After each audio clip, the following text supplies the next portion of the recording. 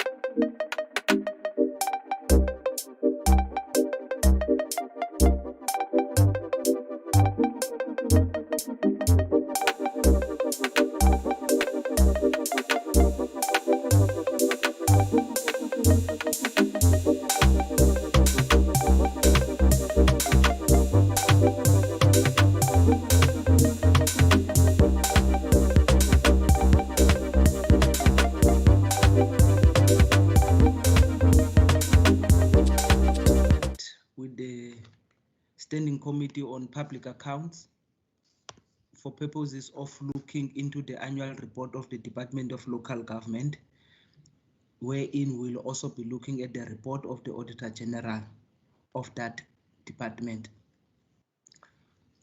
Now, this is an open and public meeting, open meeting of the Standing Committee of Public Accounts, which means that it is open to the public and also to members of the media.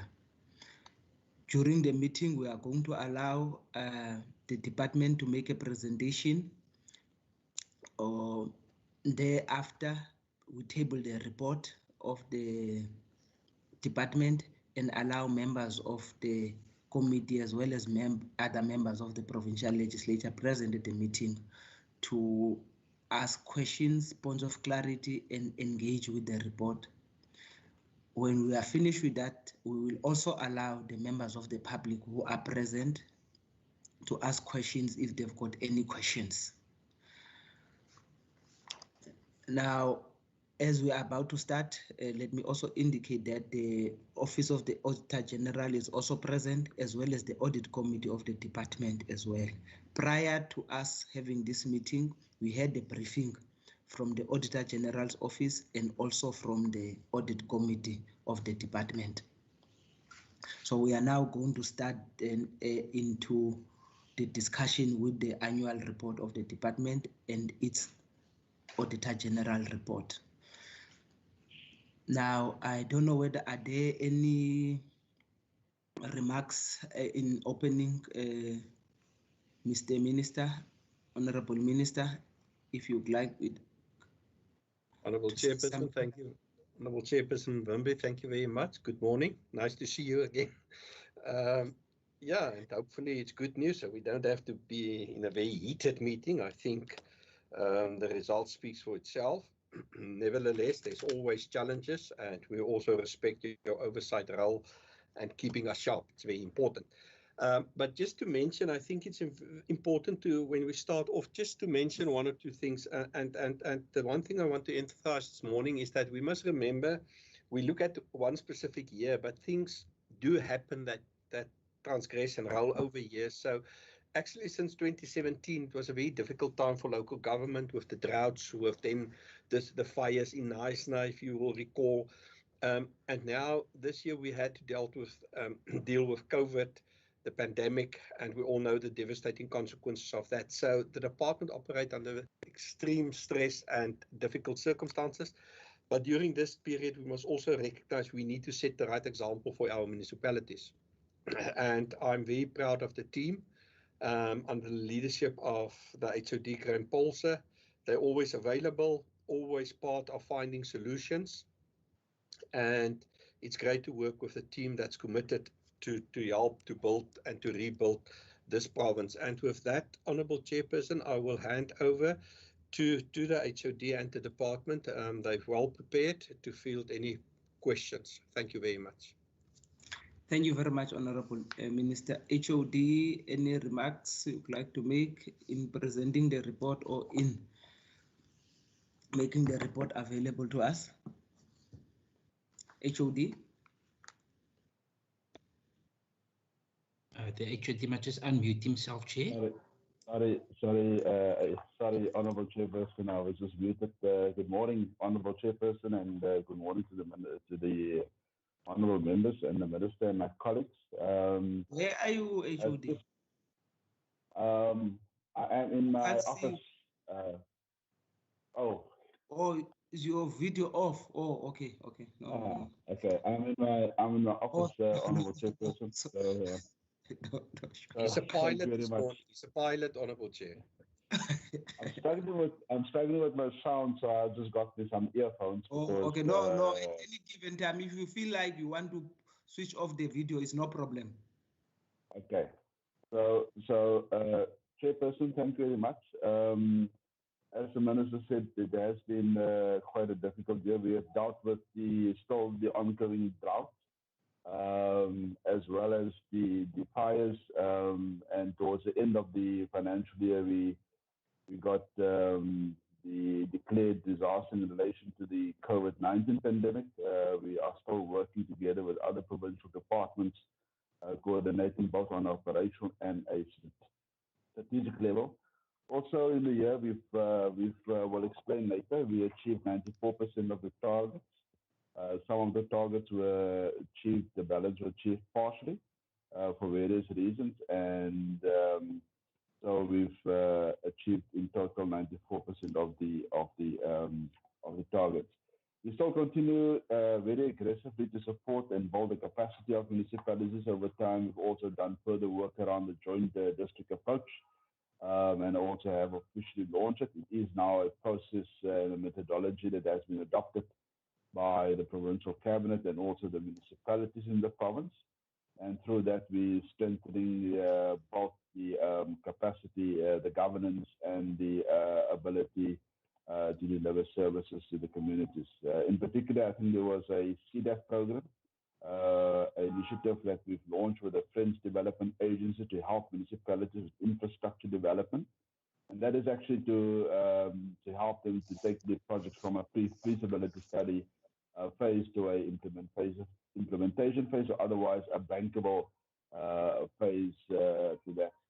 We've also seen towards January 2020, Honourable Chairperson, we've seen the first ever all-women wildland firefighting team, and they've actually worked in the Chrysalis Academy together with the Western Cape government, and we've seen that they've actually, the 15 firefighting women actually were instrumental in putting a fire out in Noordhoek.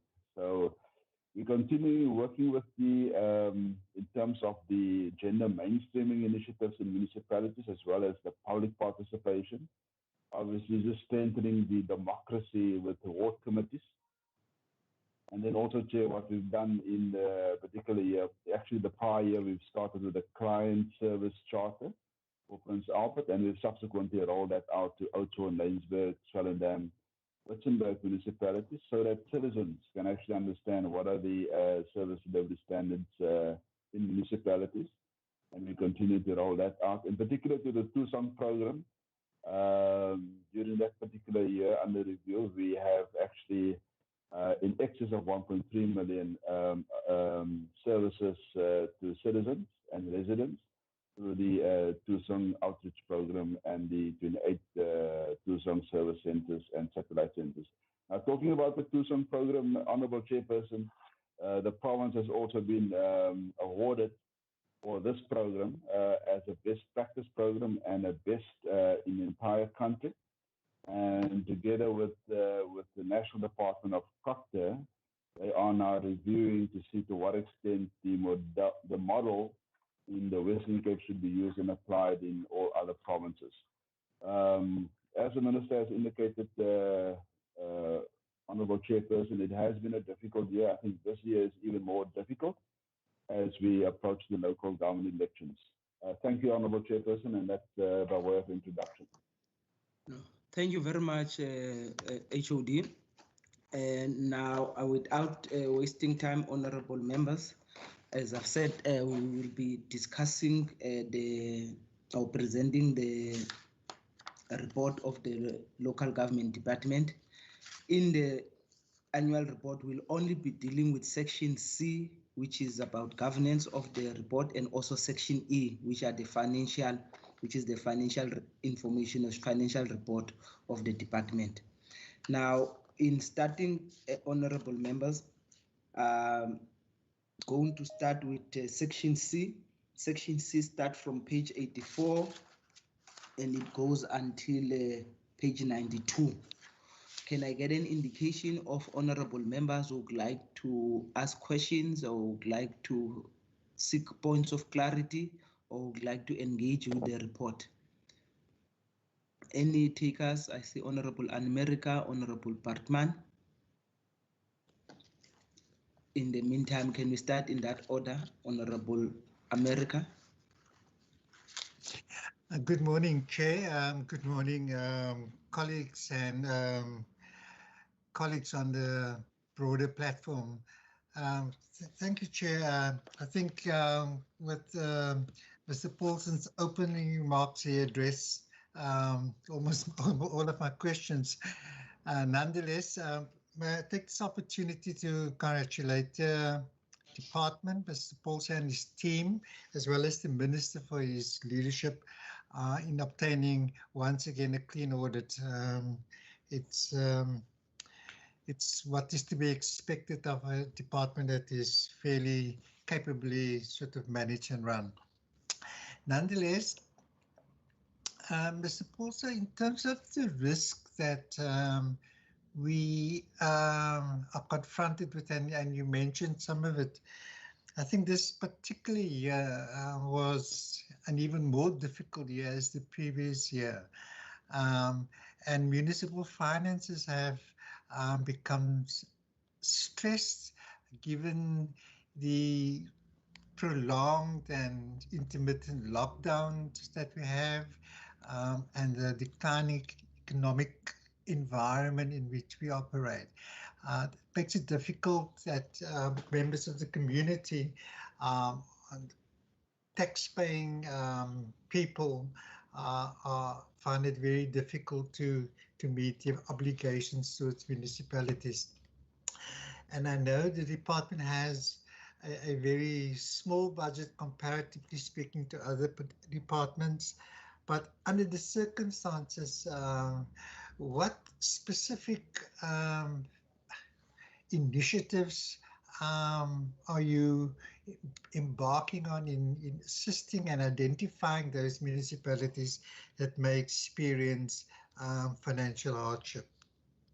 And then secondly, the continued state of disaster has impacted upon the way municipalities engage with the citizens. And as we move towards, pardon me, the adoption of the budget of municipalities and the process of public participation needs to unfold in the form of the adoption of the IDP.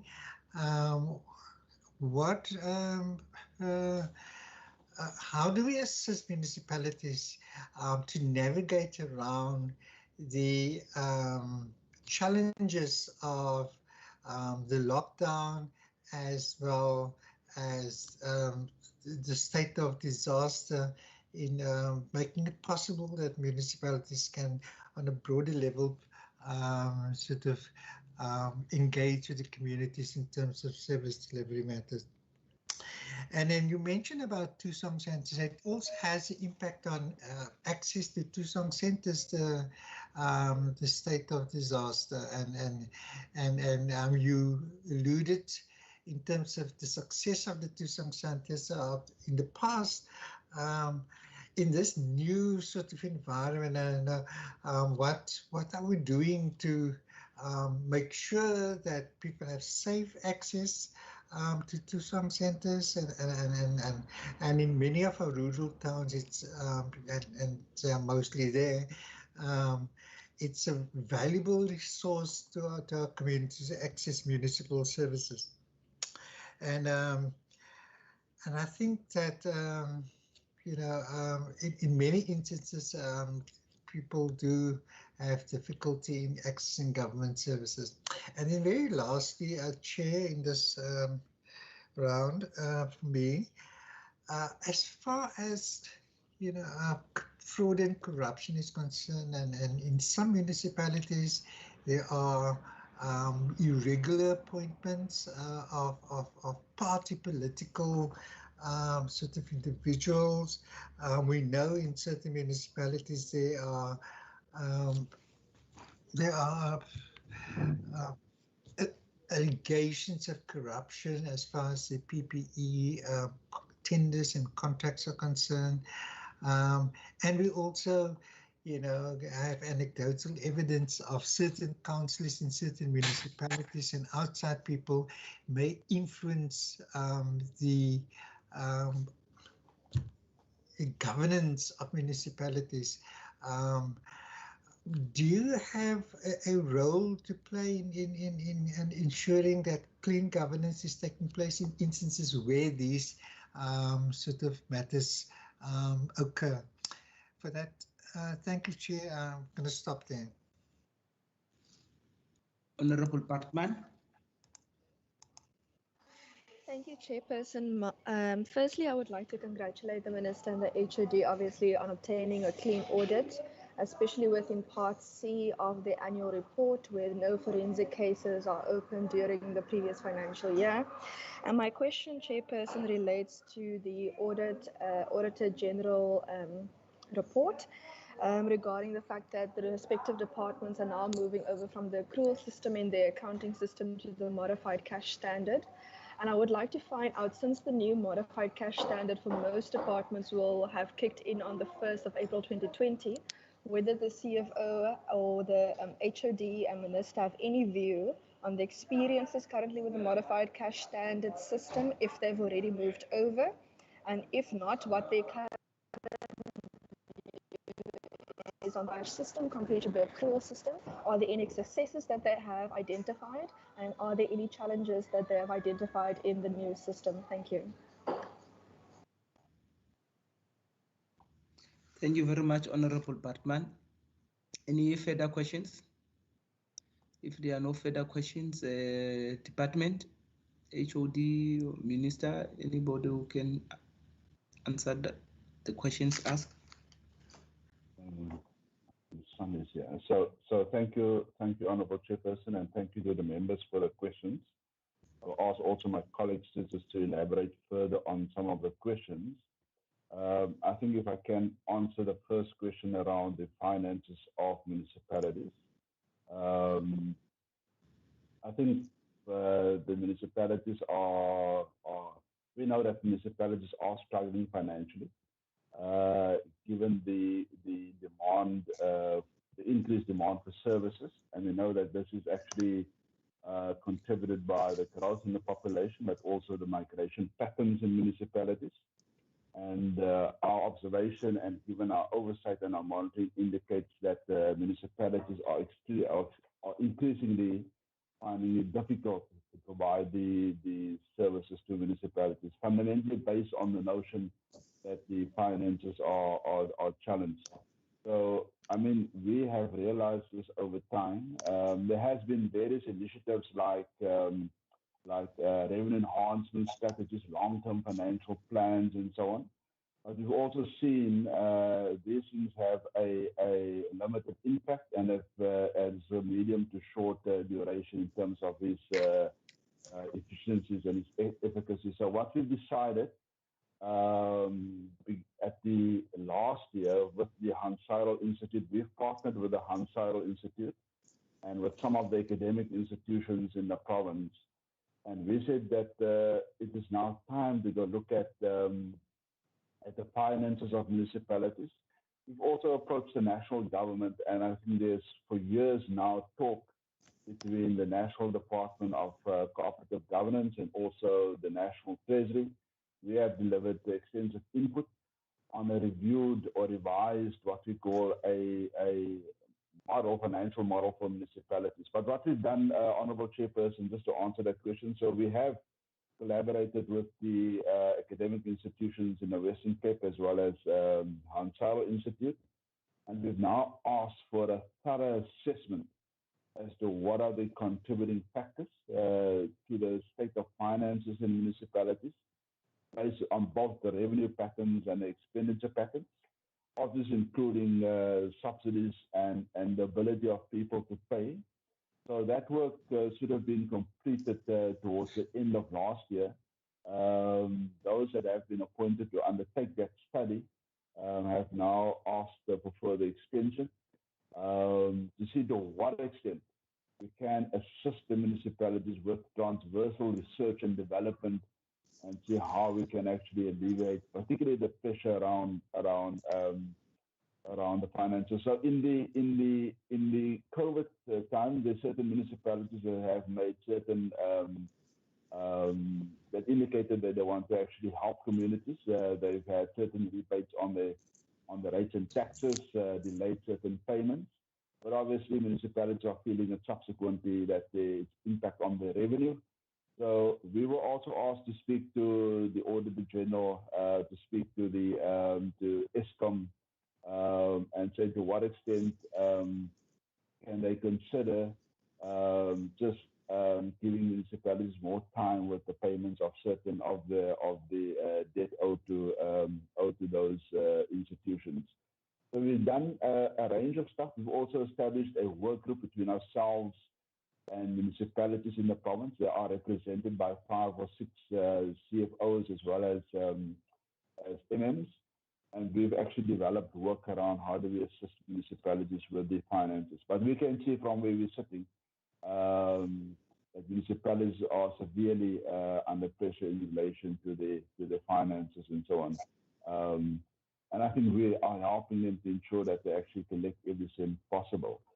So just in relation to the disasters and COVID-19, and I think Craig can also come in here, our view is that where we can, that municipalities must actually continue with the interface with citizens, mindful of the COVID-19 protocols, and depend on the adjusted level. And we had various meetings in terms of ward committees, in terms of training of the ward committees that we have continued. And so in relation to the Tusang centers, that work, Honorable Chairperson, continues. We are now in a process and we are mindful of the protocols in relation to COVID-19. And we have now managed in a process of procuring PPE for citizens that do attend, obviously, the Tusang centers and the Tusang outreach programs. And we are managing that to ensure that citizens are not put at risk in relation to COVID-19. And nothing more, and I can elaborate more if we wish on that. And just in terms of the fraud, corruption, and maladministration, I think it's also a time, and I say it quite often, that we're now leading into the local government elections, and we can see there's a increase in the instances of fraud, corruption, and maladministration, whether those are with the appointments or whether those are with the governance and driving the clean governance. So we are working with the NPA, we are working with the Hawks, and we are also working now with the SIU, because the SIU has been authorized to do certain investigations with the PPE investigations. So we're liaising with the lead officer in the Western Cape around that in relation to certain municipalities. But we are working extensively with the Hawks and the NPA. It takes a long time, and our discussion yesterday is whether we should not proceed with a municipal court or a court where these crimes are actually considered by a particular court, because taking this stuff and bring it to a point where it actually can go to court takes a long time. And maybe the argument is that we must establish a court that will deal with this very quickly and taking it forward.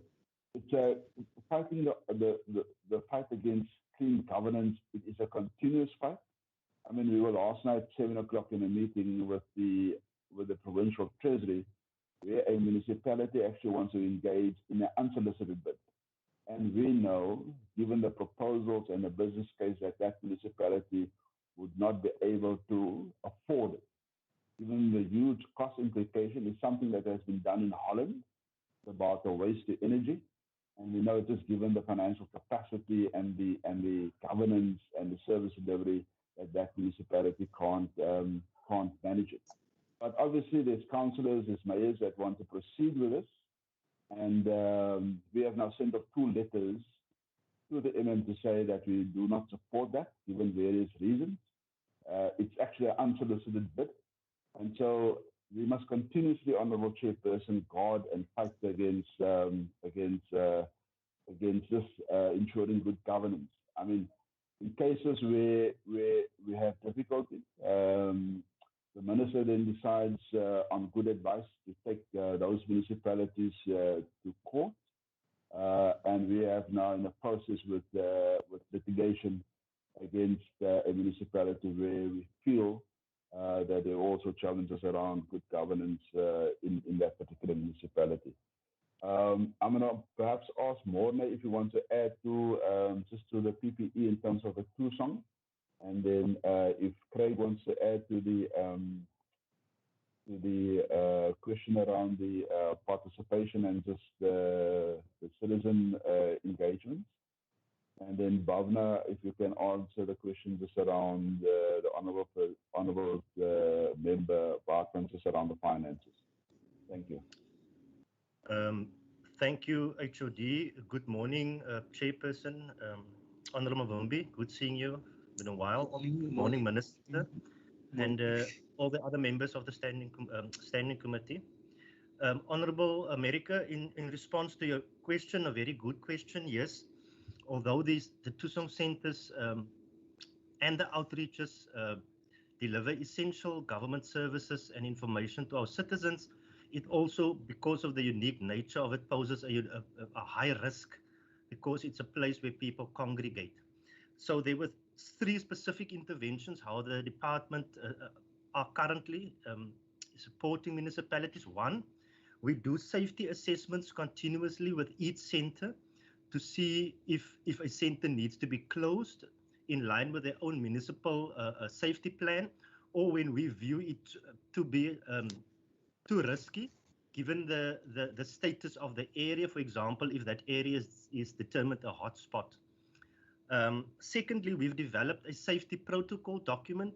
We've got wonderful inputs from various stakeholders, our disaster management center, various internal departmental units and other departments on how to implement safety protocols when and if we have outreaches again, which is already starting to happen. And we have 1 or 2 of them quite successfully last year under level 1.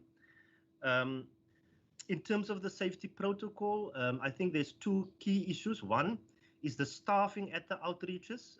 So the way the CDWs and the municipal officials with our Tusong team, I think, crowd in to assist in crowd management, access management, screenings, etc. of staff and citizen.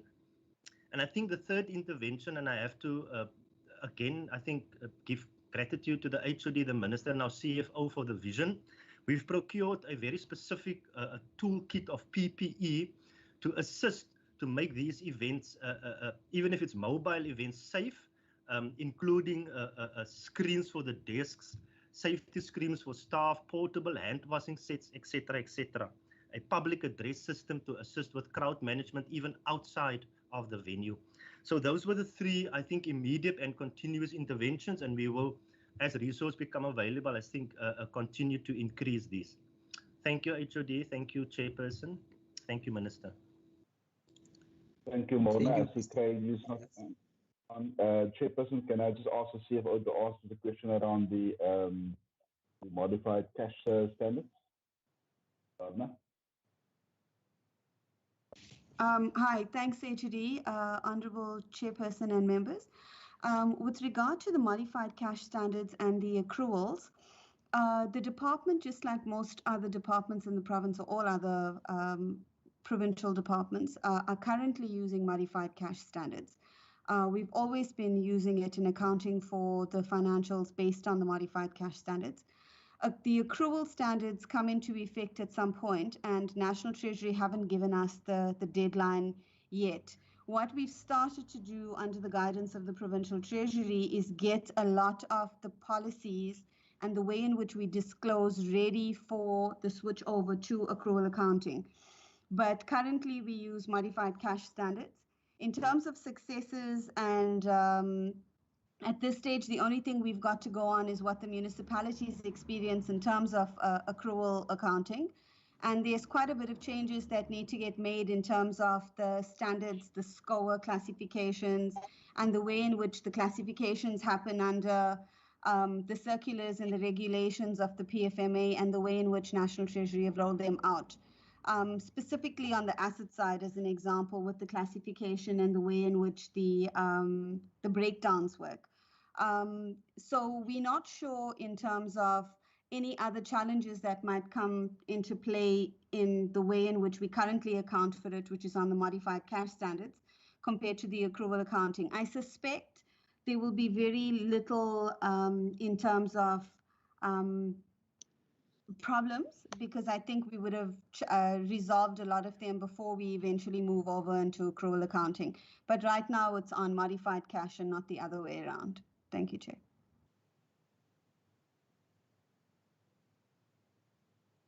Thank you, Honorable Chairperson. Thank you very much. And just as a follow-up on some of the questions that were raised and then maybe the answers that were given, there is this, you've mentioned, I think, HOD, on the issues there, that there are some municipalities that one way or the other we are busy with in terms of conducting investigation. Is either they are involved in suspected fraudulent activities or illegal activities for that matter. And also some of them, like you've mentioned, that there were some of the municipalities that are involved in especially this unsolicited bid. Now, maybe we'll obviously deal with this also when we come to our resolution. Is it possible maybe that you can give us maybe a list of all these municipalities that we are actually dealing with, just for purposes of our information as the committee? The person we will do that gladly. So we've got a one list where we are currently with forensic investigations. In other words, there is a pre-assessment, but also there's official 106 investigation in terms of the own legislation that has been launched. So we can give you that list. And then we can also provide you the detail around where municipalities are suspected to engage in unsolicited bids. Obviously, there is legislation that deals with it. And if you want to get involved in an unsolicited bid, you must comply with that legislation as prescribed by the National Treasury. But we have the list, Honourable Chairperson, and we can make it available. Thank you very much. Thank you. Thank you very much. I see Honourable Bartman's hand. I suspect it might be a follow-up, Honourable Bartman. Yes, Chair, may I go ahead? Yes. Yes, Chair, the HOD mentioned obviously the Kanaland Innovation Energy Project, and in the past year, obviously in the Economic Development Committee, we've also had quite a number of briefings and requests of information on this particular matter after we found out about it as almost a footnote on a presentation when we went on economic cluster visit in the beginning of last year. And obviously the background is that the municipality wants to go ahead with an unsolicited bid, and the provincial departments have now stepped in and is taking Kanaland municipality to court, which to my knowledge is on the 4th of February. What I would like to find out from the minister and or the HOD is, why would Kanaland municipality, who's under administration, want to continue with a project that they know that they do not have the finances or capacity for to implement, when not only the provincial, local government and provincial treasury departments have advised against this formally, but also the national treasury has also formally advised against this. Because I would like to understand what information could Kanaland municipality possibly have that those three departments on a national and provincial level do not have. When the MM was before our committee, he seemed to have little to no understanding of the technical details that was in the respective reports and business plan of the Innovasure proposal. And most of the questions that were actually directed to the municipality and the MM at the time in committee and on record, Innovasure ended up answering because they had the technical details. And while I do not dispute that the content of such a project could be successful in a different area, in a different municipality, or in a different province, or even in a different country, I do not believe that Kanaland has the finances or the capacity to be able to undertake this current project. Thank you, Chair. Thank you very much, Honorable Bartman. HOD. Thank you, Honourable Chairperson, and thank you for the member for that question. Well, it sort of boggles our mind as well, given the fact that Kanaland municipality is actually under administration for exactly the financial deterioration in that municipality. and to incur a debt in relation to such an unsolicited bid, we are of the view is not feasible, given the financial standing and status of the municipality. And as the member said correctly, ourselves, the Provincial Treasury and the National Treasury have actually provided advice to say that we do not support it.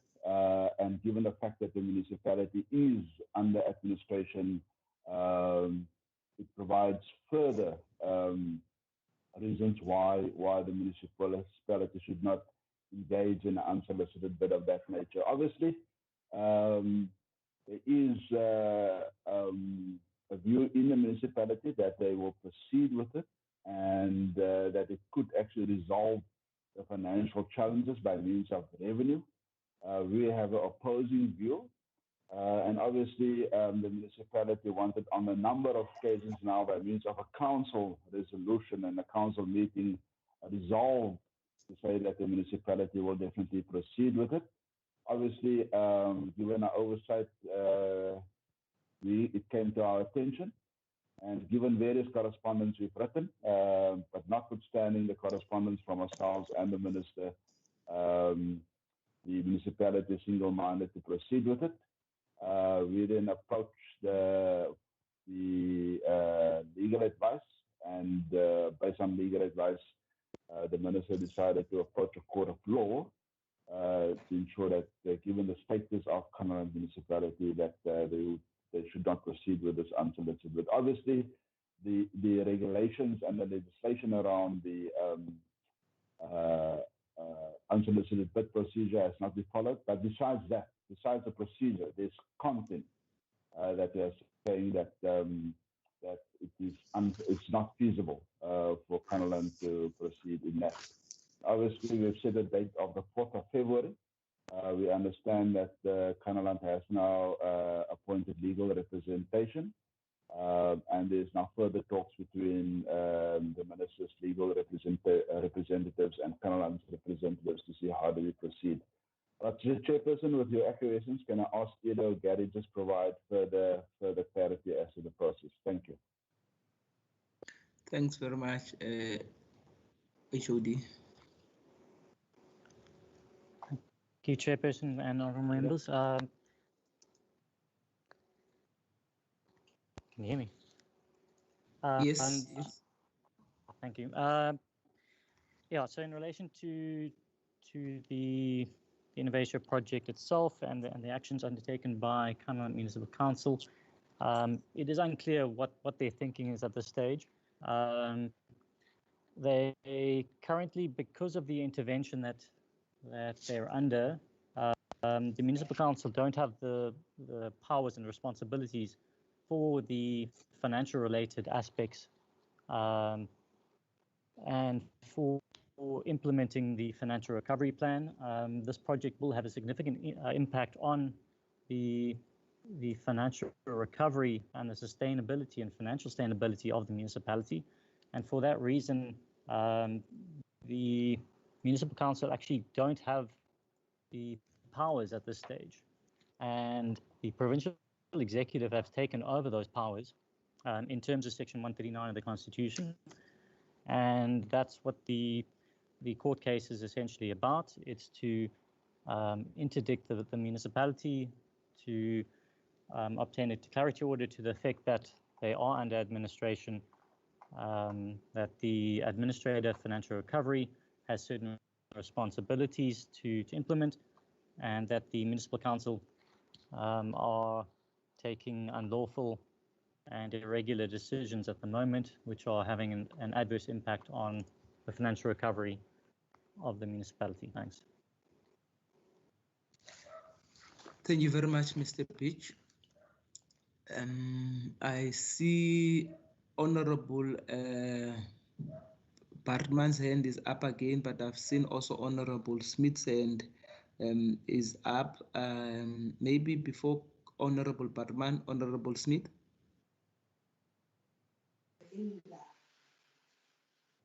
Morning, Honorable Chair. Smith. Yes. Chair, just two questions. I would like to just get a briefing from the department, indication as to if there's any municipalities in the province that indicated a possible independent power producing projects that they will do. Is there any municipality that indicated they are ready to do that? And then secondly, fine, Chair, let me just leave the second question. Thank you.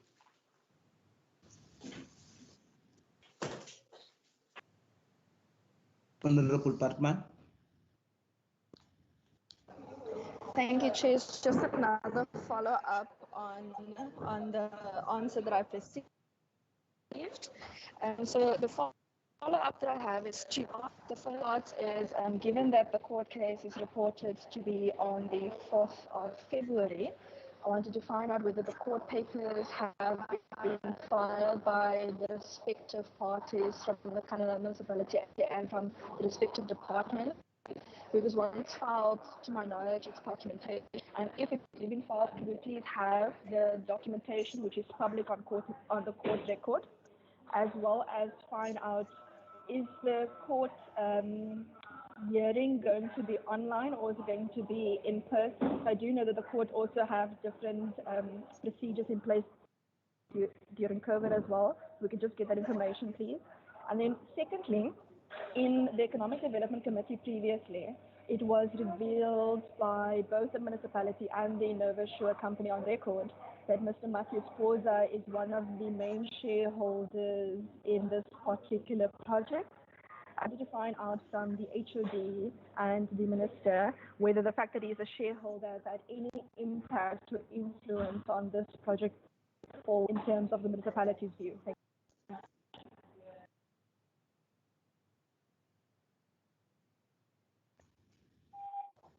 Thank you very much, Honorable HOD. Thank you, Honorable Chairperson. So I will just ask Gary just to deal with the last question, and then Marius just on the question of the independent power producers. To our knowledge, and then which I'll just sweep up. Thank you very much, Chairperson. I did not hear that part, Honorable. You're saying there are no municipalities? And I just want Marius branches to answer around the independent power producers, where the municipalities apply, because there's extensive work being done and has been done. And then I want to ask Gary just to respond to the court papers that have been filed. Thank you, Chairperson. Thank you. Thank you. Thank you, Honourable Member, for the question. In relation to the litigation matter, the papers were filed by the Western Cape government and served on the relevant parties. At this stage, no one has opposed and filed a notice of opposition to the court proceedings. Canada Municipality have sent correspondence to the State Attorney, which they have indicated that they would like to have discussions with the minister and would like to try and institute a intergovernmental dispute in relation to this. The position that's been taken by the Western Cape government is that the Intergovernmental Relations Framework Act is not applicable to the current circumstances. And yeah, so at this stage, no one has opposed. Which means that if no one does oppose the court proceedings, then the matter can proceed on an unopposed basis and then would be heard on the 4th of February. If anyone does oppose, then that matter, the date might be extended. And then courts are currently operating largely via electronic means as well. So it's likely to be heard via electronic platform. In relation to the shareholders of Innovatia, that was not a factor that was considered when the court papers were, and the decision was taken to institute litigation against the municipality as well as the company concerned. I don't think it was a fact at all. I don't even know if we've ever, me personally, I've never actually looked at who the shareholders are. Yeah, thanks. Thanks, Honourable Chairperson Marius.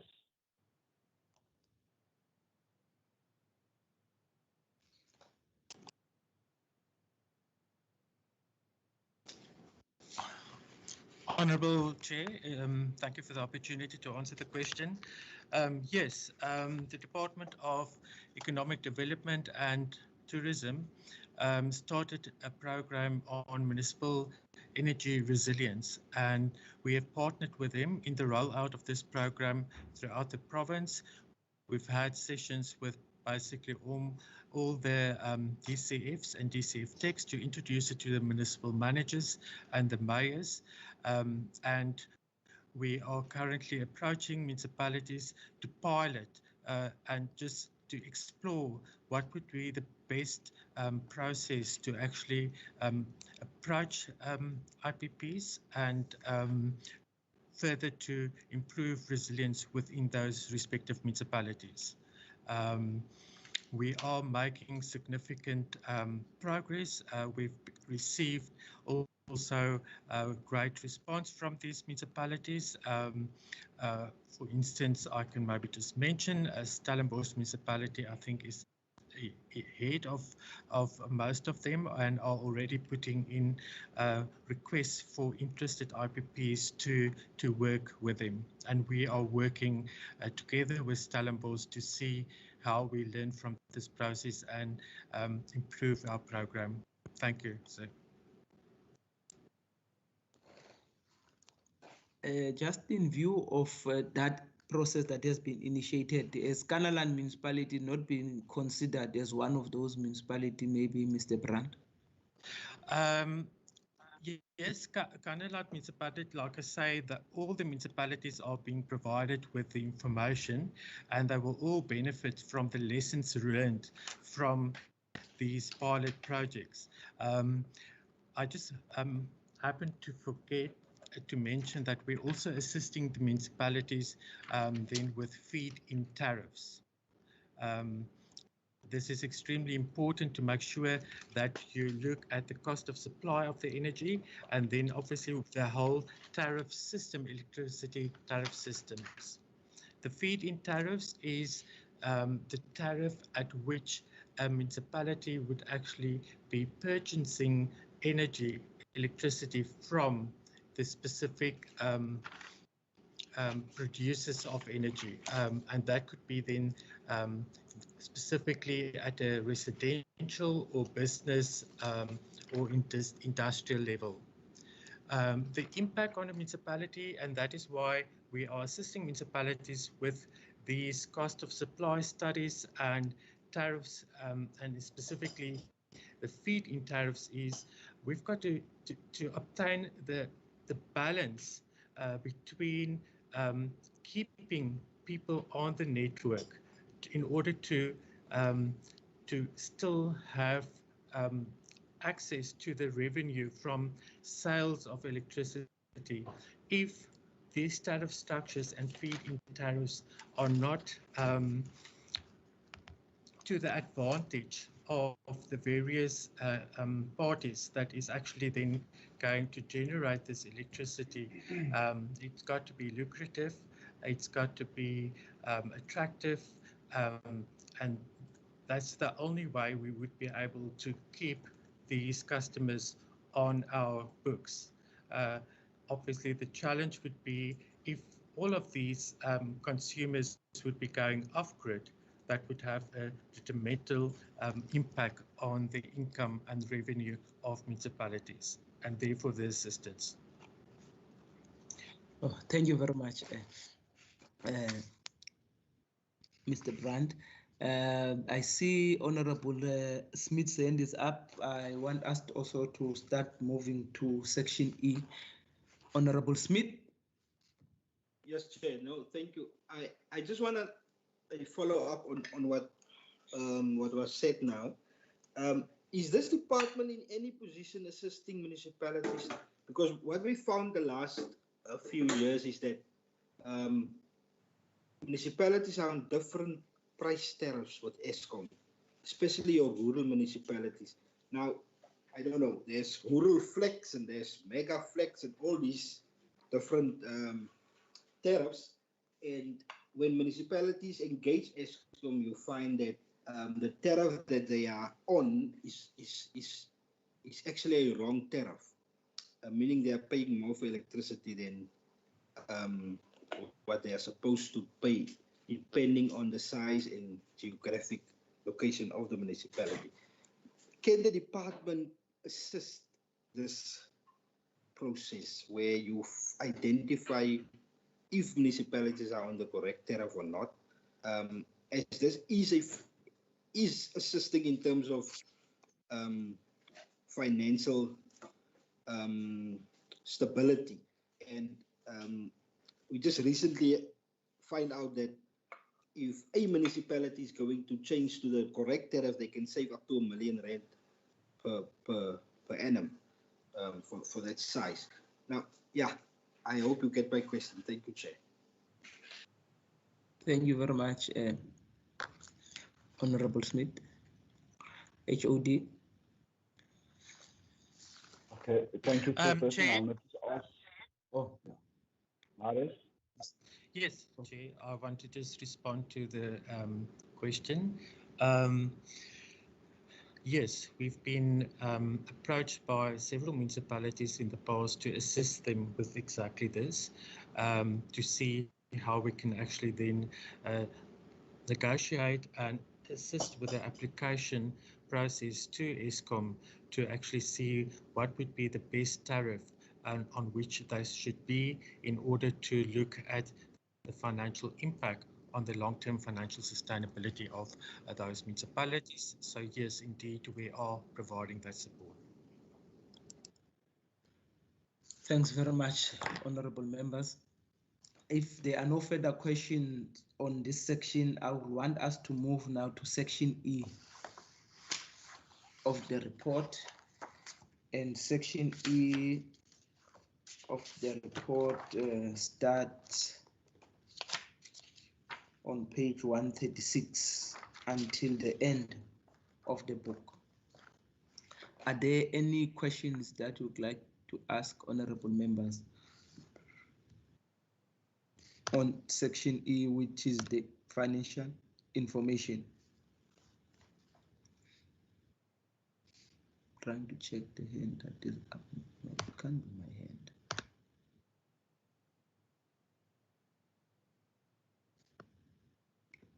Any takers on section E? If there are no points on section, if there are no questions, just maybe just a point of clarity on my side. If we go to page, I just want to check the difference. I know at some point this is explained. If we go to page 146 of the report, there is on the program, there is a local governance, which has got a certain amount of 148 million. Then on the second page, there's also 146. Then on page 148, there is an amount that's a municipal accounts, which is 70 million.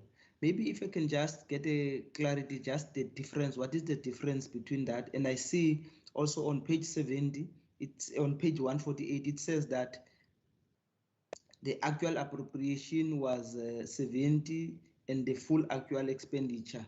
And the actual expenditure was exactly the same amount. So does that mean that these municipalities have actually spent all the money that has been allocated to them? There's been no underspending or anything to that effect? I think that's just one clarity I wanted to check. And I think also the third one will be the on traditional institutional management. I know that in some, we are the Western Department of Local Government. I know we don't have traditional institution or traditional leaders that are recognized, but there seems to be quite a new development where, especially in the identification of the first people, where they are also actively demanding to be recognized as traditional leaders. Are there maybe any program or any move from the provincial government to start assisting those people? And of course, I know there is, if I looked at, there was only an amount of 1 million. And don't they think maybe in view of this new development of people wanting to be recognized as traditional leaders in the province, is it not maybe about time we start also looking into allocating quite a reasonable budget for that effect? Because I'm just thinking about of any eventuality, there's going to come a time whereby we should maybe at some point start listening and start actually engaging with the traditional leaders in the province. Maybe don't the department think that maybe it's about time to also start putting some reasonable amount of budget towards the issue of traditional institutional management? Thank you very much, HOD. Thank you, Honorable Chairperson. I'm going to ask both. Chair, before the HOD answers. Oh, okay. Sorry, Honorable Partman. I did not see your hand. That's okay, Chair. I wanted to piggyback an extra part B or part C onto your question. I wanted to find out, in terms of the current laws, if we have no traditional leaders that are recognized in our province, whether we are allowed to allocate funding towards those particular roles and responsibilities. Thank you. Okay. Okay, HOD.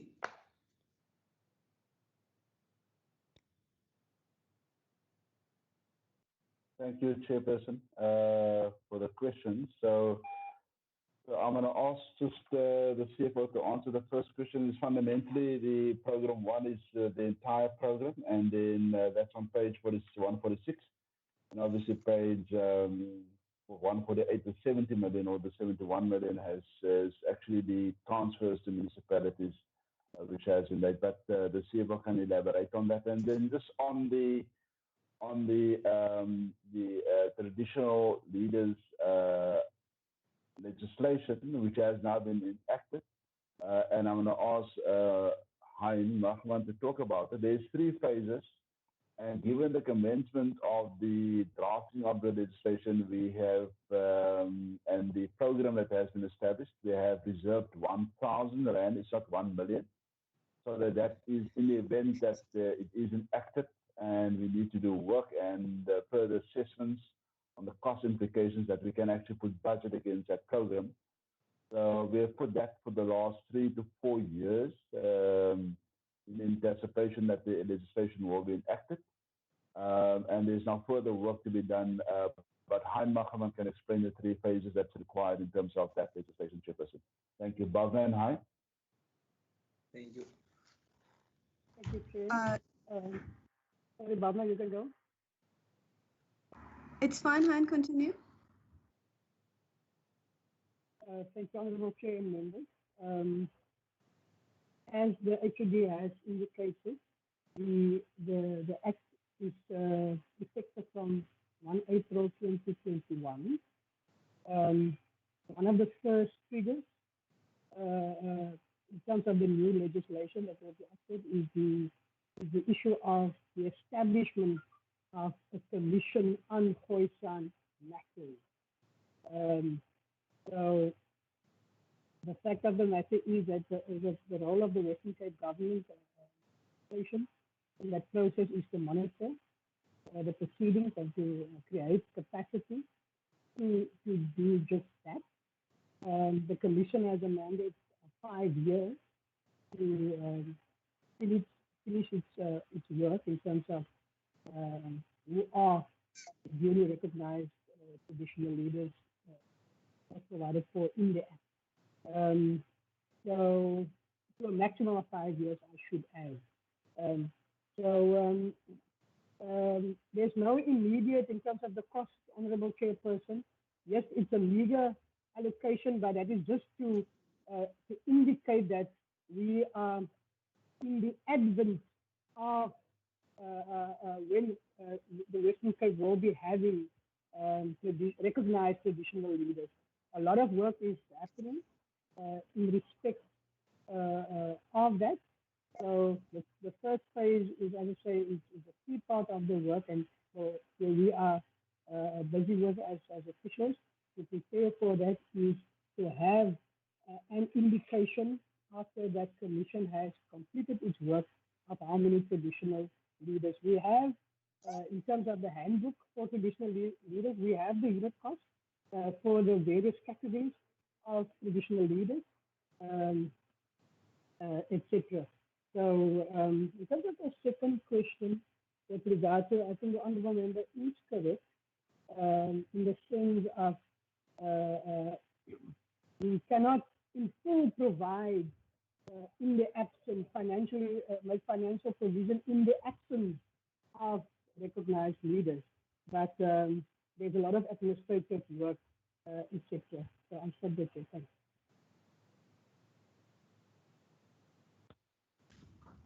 Honourable members. Continue, please. Thank you. Through you, Chair. So the local governance chair of the total amount on 146, on page 146, the 148.6 million is actually just the program structure of the department. So the department structures are broken down into 4 programs, and that's required from a National Treasury perspective in terms of the sectors and the way in which it's been designated by National Treasury. Local governance is actually broken down into 6 different directorates within the department. So the 148.6 million is because we have 6 different directorates that form local governance in terms of the program. On the next page, or on page 148, the 70.9 million is just the transfers made to the municipalities. That's the 70.9 million. The detail of that is on page 204 at the back of the book, and that will give you what the actual expenditure is. So the reason that actual expenditure on page 148 is the same as the transfers is because that is the actual expenditure in the books of the department. Once we make the transfer, we classify it as expenditure in our books. On page 204, you'll see that the municipalities as at the 31st of March had spent 28 million of that. And since then, we've had rollover applications which either have been supported or not supported. And we've also had more updated expenditure figures since then in terms of the actual transfers that had happened to the municipalities. And then just lastly, Chair, to add on to what Han had said in terms of Program 4, Program 4 was opened up with 1,000 Rand in terms of the program structure from National Treasury 9 years ago. That was well before the decision got taken to have the Act promulgated and implemented. So that will have to be reviewed, and we will take that up with the Provincial Treasury in terms of the costing once Hein and his team, like he'd explained, have a better idea. Thank you. Thank you very much, Mrs. Sewell Singh. Honorable members, are there any further questions on section E?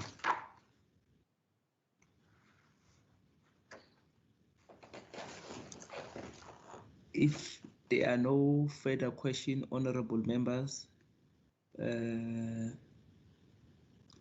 is the AG, in view of the discussion that have taken place, are there any comments that you would like to make?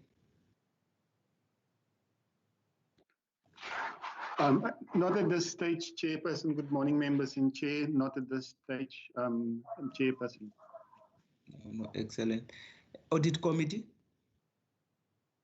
Nothing from the Audit Committee side. Thank you, Chair. I think the department has answered the questions clearly and precisely. Thank you. Thanks. And then HOD? Chairperson, no, I'm comfortable. Perhaps just to add on the last question, myself and the Minister sit on national platforms, particularly around the traditional leaders legislation. And we see that how some of the other provinces have experienced difficulty around it, but also established best practices.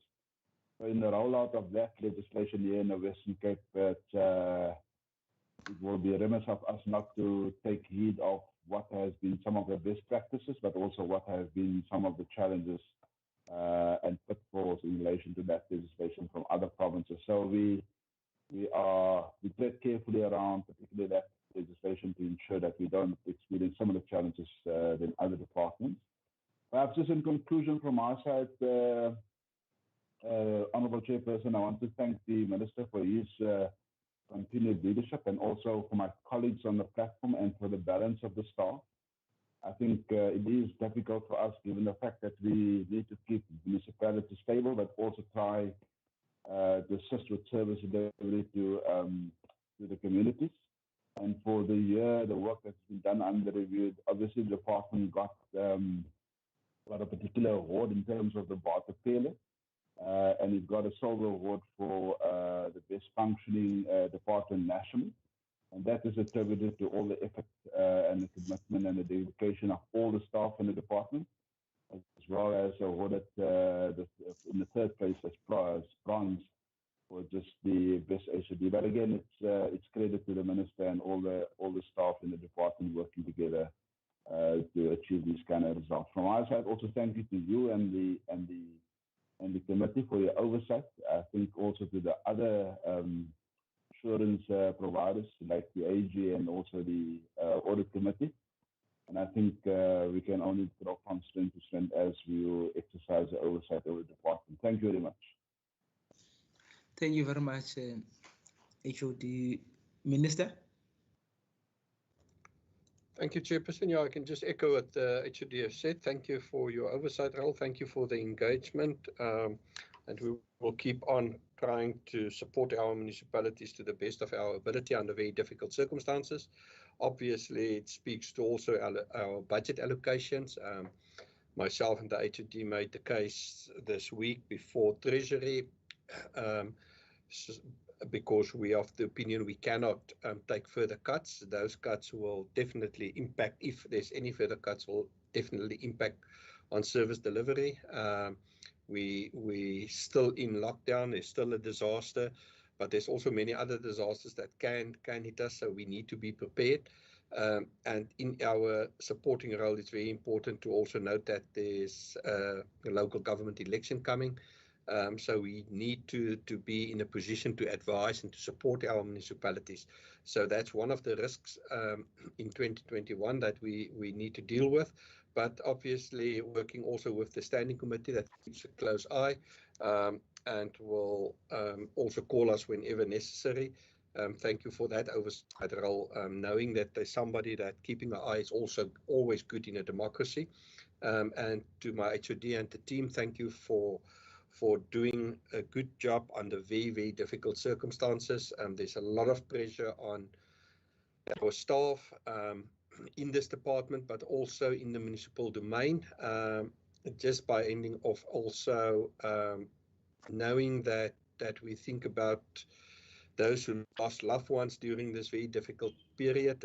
Just yesterday, we attended service for 2 councillors and 8 officials that we've lost during December in Stellenbosch municipality, but all over in this department. A lot of staff have lost family members, brothers, sisters, wives, husbands, etc. Knowing that there is a lot of emotion involved, and we think and keep you in our prayers. Thank you very much. Thank you very much, Minister. Honorable members, ladies and gentlemen, as we are drawing towards conclusion of our meeting, let me make use of this opportunity to thank firstly the audit committee for the work that they've done for the department and also for coming and making a presentation in front of this committee, as well as the Auditor General, who's also a consistent and reliable ally in our drive to do this work of public accountability. Thank you very much, AG. Also to the department led by the HOD in terms of staff, thank you very much for making yourself available, and also to the minister as well as the political head of the department. Thank you very much for your presence and having to come. I know sometimes some of the questions we are asking might be a bit difficult and awkward. Rest assured, it's not a trick to try and catch you out, but it's just us trying to make sure that we are playing our role of actually holding the executive and the officials accountable so that we can actually make the issue of governance to run more smoothly and actually better and actually even improve in your responsibility and role that we are doing of service delivery. Thank you very much, Minister and your team. Thank you very much, Auditor General's Office, as well as the Audit Committee. We are now coming to the end of the meeting. We would like to excuse you so that we can continue with the business of the committee. So you are now excused. Thank you, Precious. Goodbye. Thank you, Chair. Thank you, Chair, and goodbye. Thank you, Chair.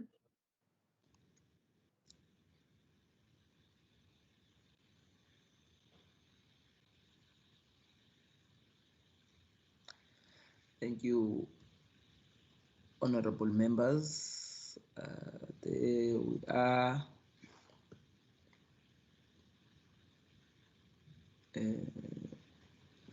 We've just finished then that engagement with the department. Honorable members, as we are rounding off, seem to have done very well on time today.